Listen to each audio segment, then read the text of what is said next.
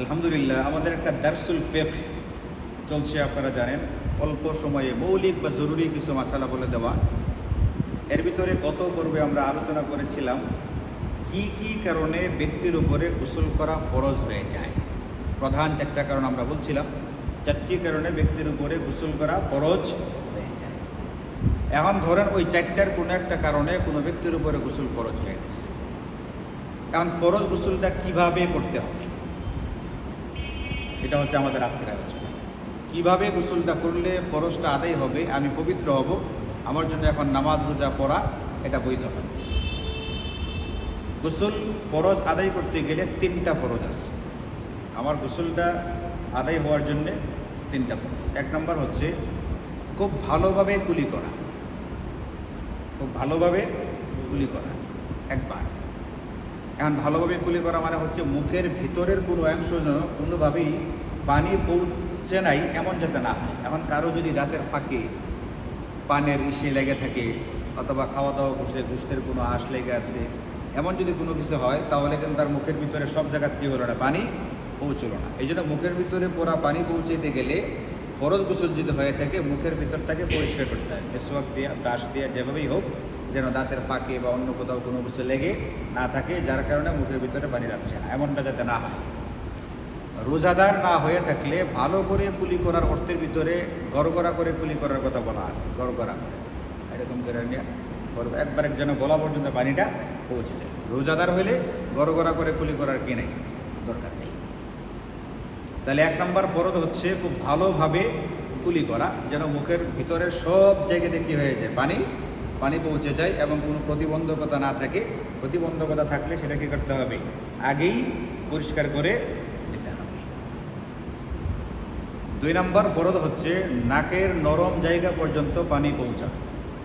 আপনি পানি হাতে নিয়ে টানতে পারেন, এতে করে নাকের নরম জায়গা পর্যন্ত পৌঁছে যেতে পারে, অথবা পানি আপনি পৌঁছানোর চেষ্টা করতে পারেন অন্য কোনোভাবে।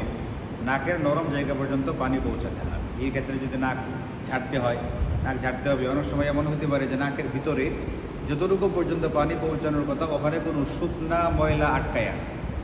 এটা আমাদের ভাষায় কি বলে, এখানে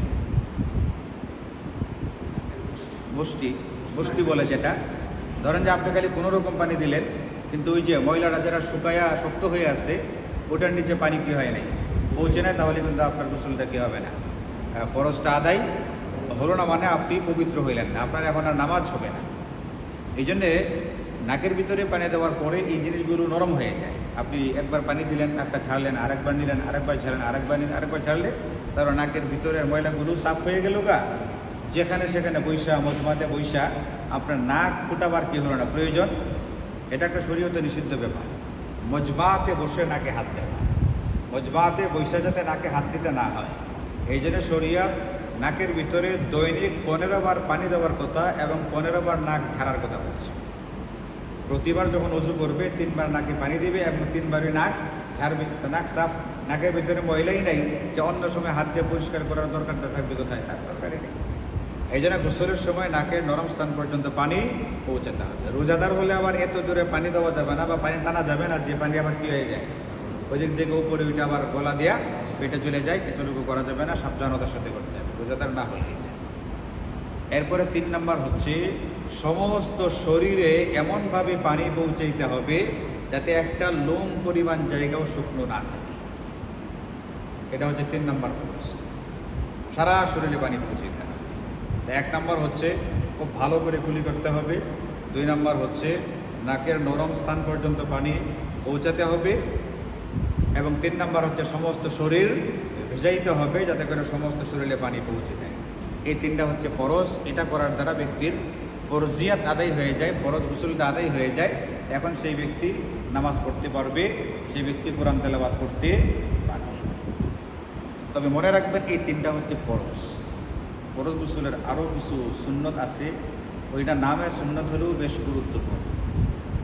যেমন ধরুন, যে ব্যক্তির উপরে গোসল ফরজ হয়ে গেছে, এই ব্যক্তির প্রথম কর্তব্য হচ্ছে 2 হাতকে কবজি পর্যন্ত আগে ধৌত করা ভালো করে।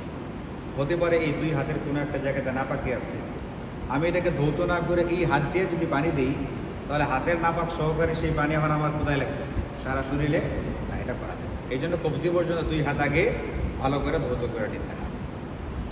2 নাম্বার হচ্ছে গোসল যেহেতু ফরজ হয়ে গেছে, তার মানে আমার শরীরে এবং কাপড়ে কোথাও না কোথাও নাপাক আছে। এই জন্য কাপড়ের যে জায়গাতে নাপাক এলাকার সম্ভাবনা আছে ওই জায়গাটা, এবং শরীরের যে জায়গাতে লজ্জাস্থান ইত্যাদি যেখানে যেখানে উরুতে টুরুতে নাপাক লাগতে পারে ওই জায়গাগুলো মূল গোসলের আগে ধৌত করতে হবে। ওই জায়গাটা ধৌত করে ওই জায়গার নাপাকগুলো আগে সরাই ফেলতে হবে। আর উরুতে লজ্জাস্থানে নাপাক হয়ে গেছে, আপনি পানি ঢাললেন, ওই পানি লেগে ওই নাপাক এখন আবার সারা শরীরে কী হবে, ছড়াবে না। এই জন্য 2 নম্বর কর্তব্য হচ্ছে কাপড়ের এবং শরীরের ওই নাপাকগুলোকে আগে ধৌত করে ফেলা।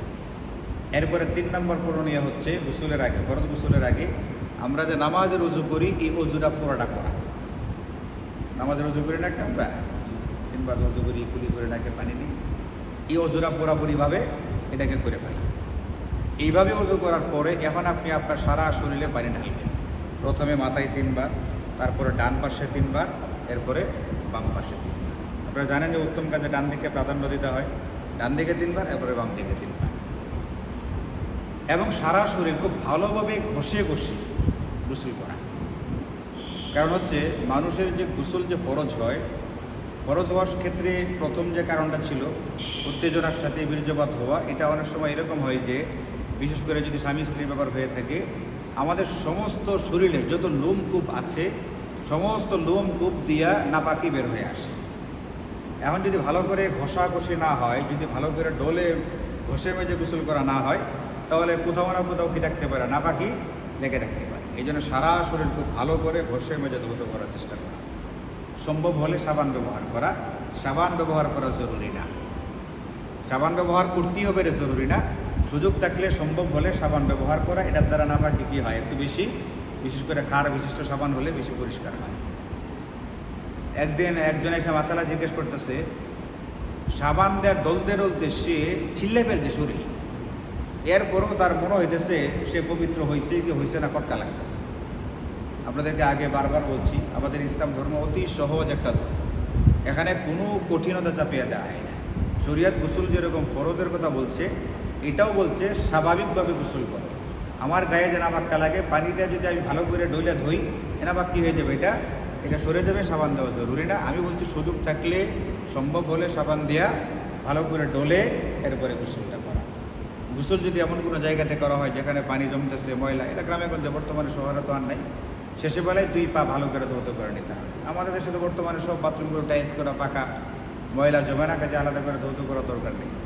কেউ যদি পুকুরে গোসল করে তাহলে পুকুরে ডুব দিলে সে পবিত্র হয়ে যাবে। একটু কুলিডিলু করে নিবে, নাকি পানি দিয়ে নিবে, আর ডুব দিলে তো সারা শরীর এমনি গিয়ে গেছে, ভিজে গেছে, হয়ে গেছে। এইভাবে নিয়ম মেনে যদি কেউ গোসল করে তাহলে গোসলের পরে আর নতুন করে কী করা লাগে না, অজু করা লাগে না। নিয়ম মেনে গোসল করার পরে কেউ যদি আবার অজু করে, এটা সে এখানে ইসরাফ করলো, অপচয় করলো, অপব্যয় করলো, এটা কোনো করার দরকারই।